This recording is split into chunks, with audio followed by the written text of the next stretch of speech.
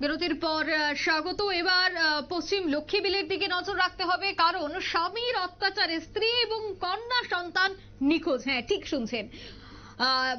জানা গেছে যে সামাজিক ধর্ম রীতিনীতি মেনেই পশ্চিম লক্ষ্মীবিল এলাকায় জয়শ্রী সূত্রধরের সাথে শেগেরকোট এলাকায় তমাল মজুমদারের বিয়ে হয়। বিয়ের পর থেকে জয়শ্রী সূত্রধর একটি কন্যা সন্তানের জন্ম দেয়। তারপর থেকেই স্বামী তমাল মজুমদারের স্ত্রী জয়শ্রী সূত্রধর সহ কন্যা সন্তানের উপর অত্যাচার চালায়।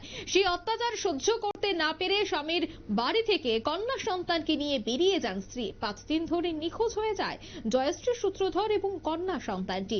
পরবর্তী সময়ে মেয়ের বাপের বাড়ির সদস্যরা বিশালগড় থানায় অভিযুক্ত স্বামী তমাল নাকের বিরুদ্ধে অভিযোগ দায়ের করেন। রবিবার বিকেলে নিখোঁজের ঘটনা নিয়ে বিস্তারিত জানিয়েছেন ভাই সুজয় সূত্রধর। ঠিক তিনি কি বলছেন শোনাচ্ছি।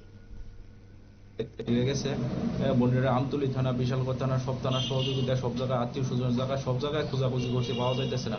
এখন কি আমার বোন জামাই কোনো কিছু করে রাখছে নাকি আমরা বুঝতে পারতেছি না। আমরা খুঁজতে আছি, খোঁজাখুঁজির চেষ্টা চলছে। প্রশাসনের কাছে এতটুকু আবেদন যে আমার বোন এবং বাগ্নির যাতে খুঁজে পাইতে সাহায্য করে, এতটুকু আবেদন। কোন জায়গাতে বিয়ে দিচ্ছ তোমার বোন? বোন শেখেরকোট দ্বারকা বাড়িতে বিয়ে দিচ্ছি। কি নাম বোন জামাই? বোন জামার নাম তমাল নাগ, বোন জামার বাবার নাম তপন নাগ। আমার বোনের নাম জয়শ্রী সূত্রধর, বাগ্নির নাম আয়ুষী দাস।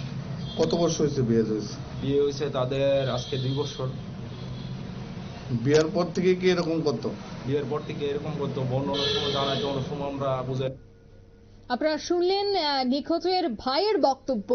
স্বামীর অত্যাচারে নাকি নিখোঁজ স্ত্রী সহ কন্যা সন্তান।